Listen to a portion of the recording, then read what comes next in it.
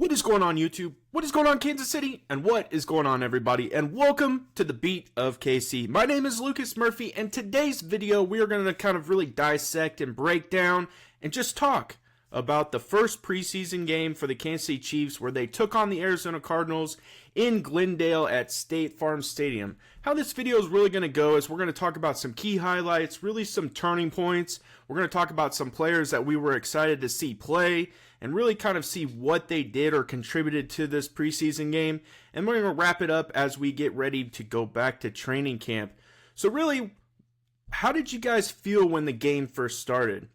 You know, obviously it's the first game coming off of, the Super Bowl loss.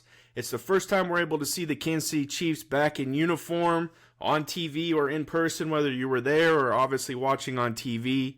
I think it was just nice to really kind of see the Kansas City Chiefs kind of knock that rust off like I spoke about in the pregame video. Opening kickoff, holy smokes, what an explosive play. Jack Cochran obviously running down there, forces the fumble, and then you got the rookie running back, Brashard Smith, picking it up. I think on that first drive, one of the things that impressed me the most, and I really did a video on it, was Isaiah Pacheco. The time he got that handoff, bursted through the hole and almost drove it into the end zone, I was convinced that they were actually going to just hand it off to him again and let him drive it into the end zone and really build that confidence in that first drive. But they attempted to go over to the left. They threw to Tyquan Thornton. And then obviously they went to the right where it was just a phenomenally placed ball, a perfect route ran by Jason Brownlee for a 1-yard touchdown that put the Chiefs up 7-0. And I think what really we saw from Patrick Mahomes is what we expect. I mean, he was in there literally for what seemed like one pass, one completion, one touchdown, and he had the headset on and was on the sideline, chatting it up with all of the other starters and hanging out. So really, that was all it took for Mahomes. I think Kelsey was quickly done after that. Now, another key play or key highlight was the interception by Jaden Hicks. And I don't think, Kyler Murray really knew where the route was going, or either the wide receiver, tight end, whoever was supposed to be running that route just knew exactly what to do, because I don't think that Jaden Hicks is ever going to get a more easy interception in his entire playing career. I mean, there was literally nobody around him within 5 yards. That ball literally landed in his hands, and I think he had the opportunity to run about, 15 to 20 yards to kind of take it back. And it really set the Chiefs up for good field position. So great to see from Jaden Hicks. I'm super excited for his transition. Obviously we have some players leave. He has to step up into a bigger role. So it'll be interesting to see how he really takes on. I think he's the perfect player for it. Shamari Connor and him may be competing a little bit, but to me, Jaden Hicks, that's his job to have. And so it was nice to see him get an interception, and I think you'll see him get plenty more of those. Obviously, we saw the quarterback rotation as I spoke. Mahomes really kind of 1-for-1, one touchdown, out he went, and then we saw Gardner Minshew. I really didn't see a whole lot that I was thoroughly intrigued about. I don't think that he really kind of provided that spark that I would say we had with Carson Wentz, or really kind of some of the backup quarterbacks we've had in years past. Not that he's terrible or anything, it just didn't have kind of that Minshew mania vibe to me, and I think, again, it could just be because of the preseason, and, they're working on some things.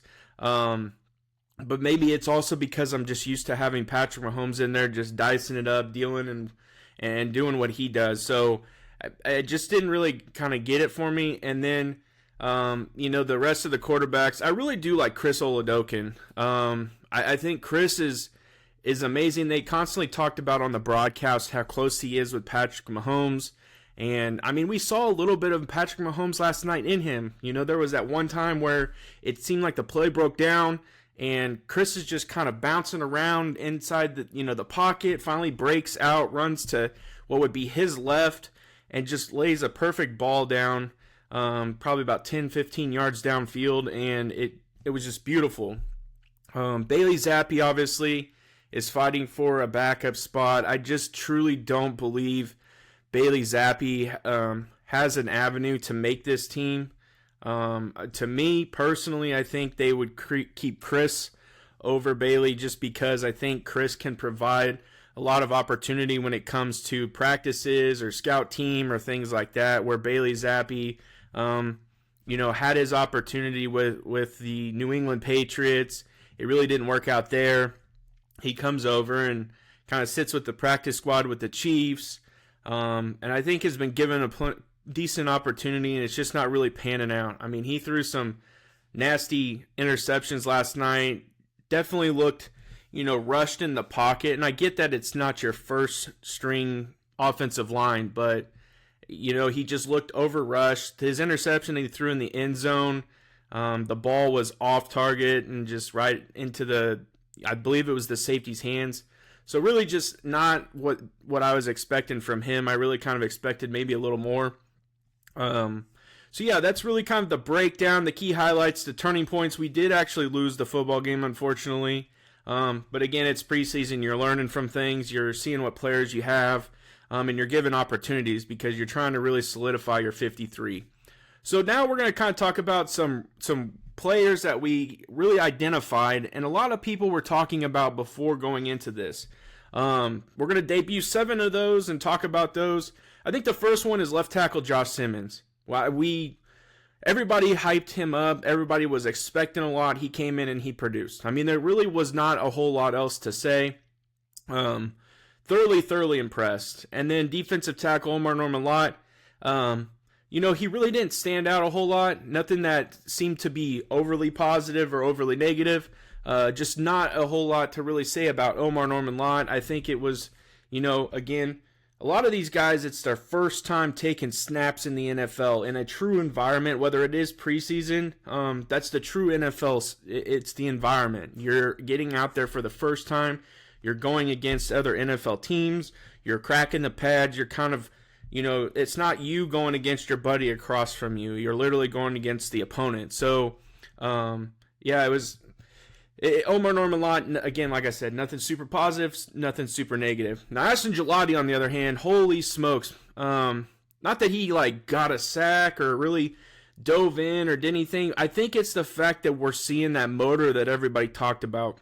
The one that immediately comes to mind is he kind of gets pushed out, on his blitz, his rush.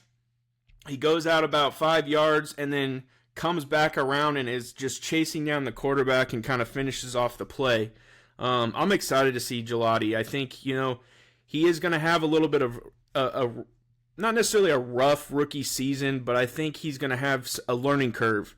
But I think there's going to be flashes where we're like, holy smokes, Gillotte is amazing. And I think we'll definitely see that. And now the next one is Noel Williams. It could just have been me. As I was watching the on TV, I was thinking to myself, man, is Noel Williams kind of added some weight? He made a huge contribution in special teams, and so I think he'll continue to learn the cornerback spot. But man, he looked pretty solid on special teams. I was super excited about him. Now, the one that I really kind of spoke about the most coming into this first preseason game was receiver Jalen Royals. And I was super excited to see what he was able to do on TV and actually see him run routes and things like that. And I was impressed. I was thoroughly impressed. He only caught a few balls, I believe for it was 10, 12 yards.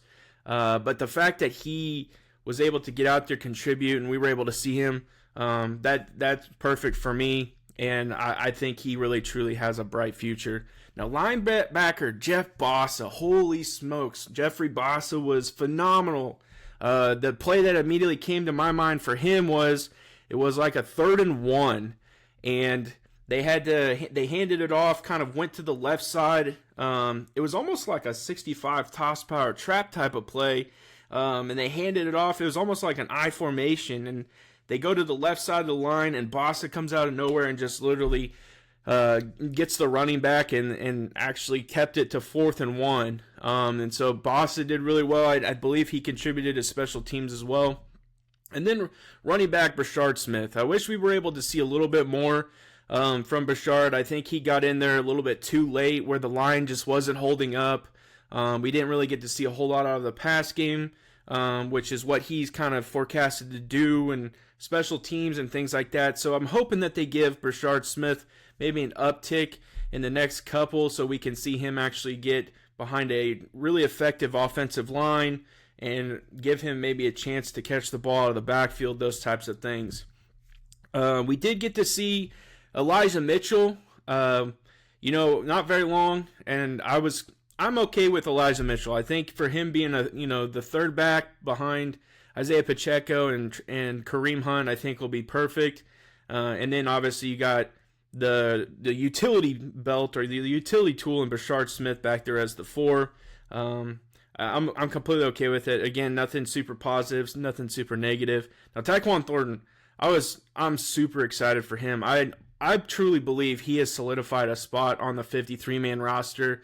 And the reason I say that is because we rewind all the way to the back of this front video, and like I said in the beginning, Patrick Mahomes' first look in the red zone, outside of handing it off to Isaiah Pacheco, was to the left to Tyquan Thornton, and so he obviously got tangled up with the corner. It just didn't work out. But for him to look at him on the first play, I think tells you his connection with Patrick Mahomes, where he currently sits.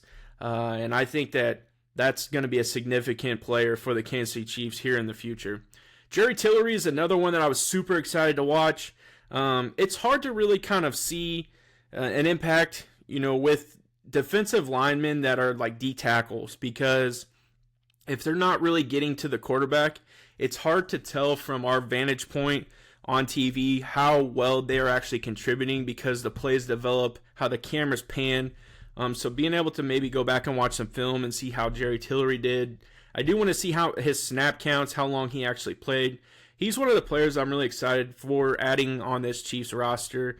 I think he's a really good veteran depth piece. So I'm super excited to see what he's capable of doing. And then, holy smokes, ladies and gentlemen, Robert Tonyan absolutely balled last night. I mean, the guy absolutely just was phenomenal. They highlighted him multiple times on the broadcast, and that really tells me that Robert Tonyan is taking a step towards the 53-man. The biggest thing is having the connection with Mahomes, making sure that you're on time with routes. And I know he didn't get to play with Mahomes in this game, but the route that he ran towards the sideline, it was almost like an up and out type of route. He caught the ball, went right to the out of bounds. He is absolutely making a phenomenal stride towards making this 53. And many of you might be like, well, Lucas, I believe he's already on the 53. Okay, I'm cool with that, because I think he's a great veteran presence. And those are the types of players the Kansas City Chiefs need. Now, Travis Kelce obviously making his preseason debut. He definitely looked leaner. He looked faster. I think we saw a lot of that more in the preseason or the pregame as he's running, practice routes. He's out there kind of jogging around. I remember that I saw when I was skimming through Twitter that he was coming down the ramp to come onto the field. He definitely just looks, more in shape. And I know that that's always the topic of these guys is like, oh, they've lost weight or whatever. But I truly believe it was identifiable with Travis Kelce that he lost weight. And I think you're going to be able to see him kind of give it a really good go this season. I think that he's going to have an opportunity to be the Travis Kelce that we're all used to. So now to wrap this video up, what does all this mean? And I think that that's important. The biggest thing for me is it's a momentum builder. It gives you that extra energy because you're getting through the dog days of summer. It's still pretty hot. We're in August, and you have to find the motivation to get through training camp. And I think for them to go down there, really kind of get out, crack the pads, not, like I said earlier, not go against your buddy. I think that is going to start building momentum as we start to get closer to the season. And so obviously we have 2 more preseason games. And so I really believe that this is going to be a momentum builder. Rookie standouts, Brashard Smith's fumble recovery, and not necessarily a rookie, but Brownlee's touchdown and other contributions. I think those guys getting experience, getting opportunities to get out there and truly be highlighted will only build confidence as well, and leads us back to that very first point. it's going to be a momentum builder. It's going to start driving them, even more. They're going to be like, man, I really had a great showing. I'm excited. Let's keep building on what we're doing. And so I really believe that those two go hand in hand. And then the season outlook, obviously, we still have 2 more preseason games like I've stated, but really like the depth and what we were able to see. I'm sure it might switch a little bit in this next preseason game, but we really were seeing how it started out with the first team, how it transitioned more to the second team, and then how it bled into the third team. And who started at what positions, when we were able to see them. So I think that tells you who's on the borderline of being cut and, how they contributed when they were given that opportunity. And so I appreciate you all checking out this video. I really do. I know it was a little bit longer than what I've been doing, but it's time. It was just an opportunity to recap what we were able to see last night and gave me an opportunity to really dive in and talk some football. So the next game, obviously, we're going to be dueling against the Seattle Seahawks, and then obviously the home matchup versus the Chicago Bears. So down in the comments section, make sure you guys kind of give me your thoughts. What did you see? What did you like? What players were you identifying, and who did you really kind of pay attention to? Who was positive? Maybe who was negative in your eyes? I'm interested to hear down below. And as always, make sure you smash that like button, subscribe to the channel, and have a good day.